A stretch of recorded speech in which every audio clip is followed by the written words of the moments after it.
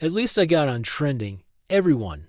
A joking status after the day he announced his retirement. He doesn't need to threaten anymore. He will retire, but he will retire in the most solemn atmosphere. People say that although Kroos is German, he exudes a strangely royal demeanor.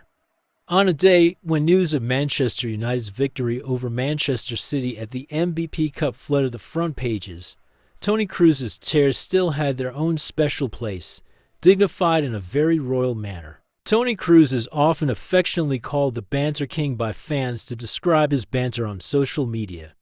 Kroos has never shown any signs of losing his temper on the field. Always passing, moving, then fixing his hair. All these details have led us to misunderstand Kroos, behind the joking exteriors of a very emotional man.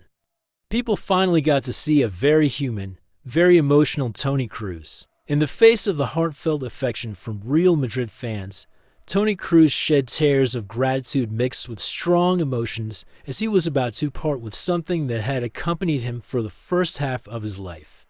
Thank you, Toni Kroos, for everything. When he arrived, not many people truly placed their trust in a young boy from Germany with such a low price tag.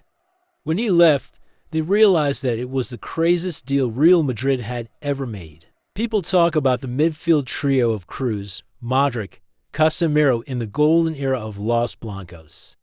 Casemiro came and went, Modric this season, and last had to be benched more often.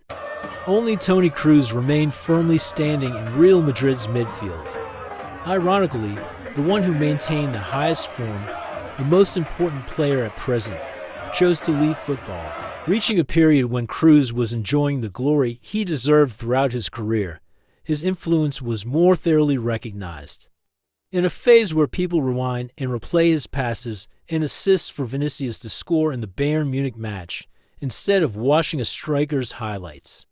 In a phase where people thought about awarding him a Ballon d'Or if Kroos won both the Champions League with Real Madrid and the Euro with the German national team. Yet Toni Kroos chose to avoid all personal glory.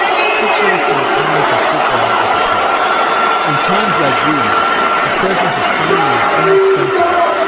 Kroos' wife and children came down to the field to celebrate. On this day, Kroos had everything in his hands. He had his family and his children and his second homeland Europe. Well, that's also good. But Toni Kroos will wake up after the upcoming Euro without the pressure of daily training.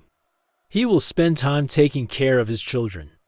And then, as a pundit, with his banter skills, he will never have to worry about lacking shows, nor worrying about anyone refuting him because it will be a long time before someone reaches his number of Champions League trophies. But perhaps there will be no event that makes him cry again like this farewell ceremony. He chose to remain silent throughout his career, even saying he didn't need a grand farewell. But with such dedication, who wouldn't want a proper goodbye? Finally, Kroos ended his career in the most fulfilling way. This could be the most beautiful ending for a football legend, but it would be even better with the duo of Champions League and Euro trophies. With these two world trophies, honestly, no one would dare to argue with Kroos after his retirement.